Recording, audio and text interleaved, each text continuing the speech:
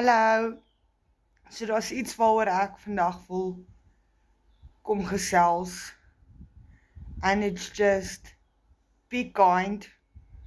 Ek dink almal moet regtig net begin dink aan die effekte wat hulle los in ander mense lewe.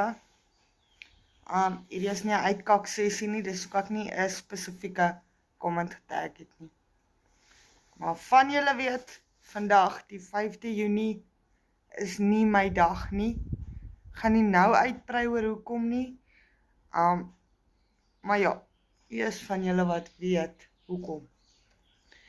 Maar in elk geval die comments wat ek vandag gekry het van hulle, ek dink party mense moet verstaan dat somtyds die bietjie woorde wat jy het kan iemand knak. Ek het 'n groot selfbeeld issue as dit kom by my hare. Ek het vroeër die jaar my hare afgeskeer vir 'n regrowth en ek bly comments kry om my hare kort te sny. Ek wil nie my hare kort sny nie. Ek wil hê my hare moet lank groei. Ek dra 'n ponytail om my te verbeel ek het lang hare. Dit help my selfbeeld. Maar in elk geval, nie dit nie. Nie almal se comments was lelik bedoel nie. Party mense bedoel dit eintlik goed.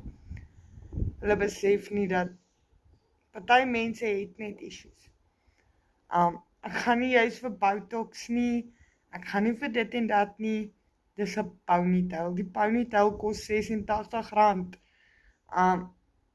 Ek kon ander gate met hom toegemaak het, maar my belangrike gate is toegemaak. Ek is selfs vandag gevra, hoekom praat jy so stadig? Ek praat stadig want ek's doof. Ek praat stadig want as ek nie stadig praat en fokus wanneer ek praat nie, dan sit ek en skree op julle almal en niemand wil hê ek moet sit en skree op hulle nie, want ek kan nie myself hoor praat nie. So ek dink voor daar kommentaar op mense se profiles gelos word, dink net bietjie. Ek kry DM's soos, hoekom dra jy nie make-up nie, wat. Ek is wie ek is. I'm not a make-up girl. Ek sukkel bitter baie met my selfbeeld, mainly oor hierdie rede. Ek wil graag net myself wees, maar die wêreld daar buite wil hê ek moet myself verander to fit into society. En